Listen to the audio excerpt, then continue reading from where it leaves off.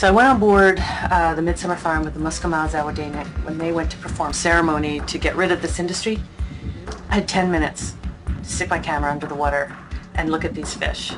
And this is what I saw.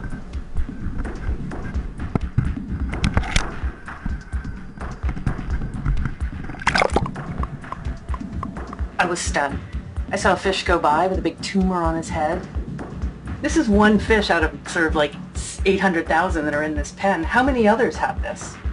We've gotten a lot of reports of the people in the processing plants cutting these tumors off. I mean, they even talk about having tumor fights. Are they going to sell that for people to eat, or is that dog food? Yeah, I would worry about that.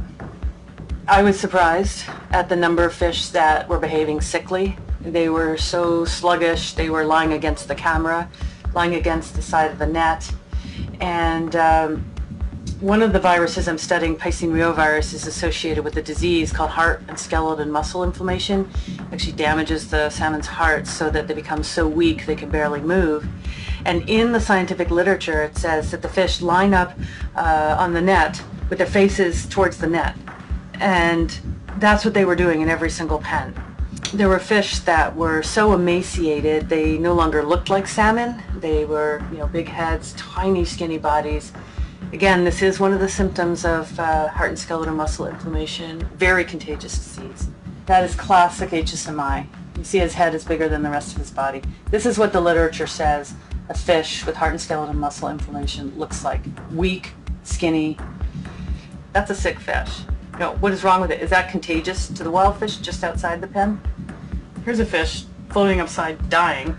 I mean, you never see this in the wild. In the wild, this would be immediately eaten by a predator. So whatever he's dying of, those viruses and bacteria are pouring out of that fish through the nets into the ocean, putting all our wild salmon at risk.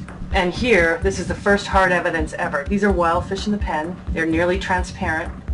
They're about this long. And the Atlantic salmon, you can see them swimming underneath. They're much bigger, and there they are striking at them. They are actually feeding on these fish. Look at that. Whoa. Yeah. So wild fish are being used by these Norwegian corporations to actually grow their fish. Those could be herring, or they could be ulican.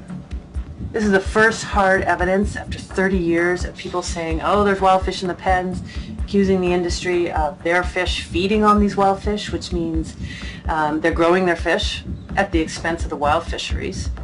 The industry was always like, no, our fish only eat pellets. Well, clearly not, because here are the fish eating these wild fish. I saw all this in 10 minutes. It's pretty shocking. Imagine what is going on the rest of this coast. There are a lot of sick fish. There's a lot of disease floating out of these pens, and there's a lot of wild fish that are clearly being eaten to the benefit of foreign shareholders, while our own fishermen are being boarded by DFO for having a couple of extra wild fish on board. I'm not saying that's a good thing that they have bycatch on their boat, but what about this? DFO is completely, willfully blind to this industry. And to me, that really just smacks of corruption and fraud.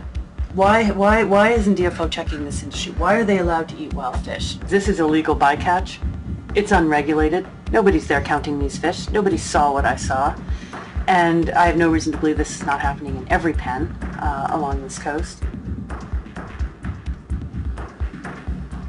What we're looking at here is herring that are actually feeding on the feed that's coming out of the pens. So the farmers spray pellets into the pens, and some of it is crumbled in dust, and it's flowing out of the pen.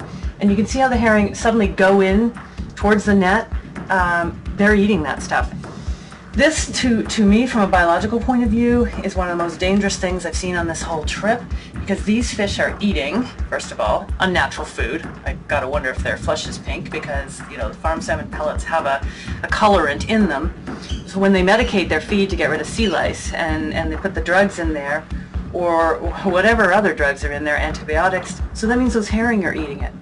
So what if those herring do grow up and somebody's eating them? That means the seals are eating them, the birds are eating them.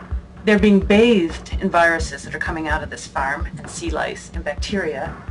But, this is a place where the herring have been crashed and depressed for 30 years. Nobody's fishing them. The fish are still here, the beaches are still here, but they're unable to rebuild their numbers. And when I see a dynamic like this, this is very serious. Yeah, very serious. This industry's way out of line.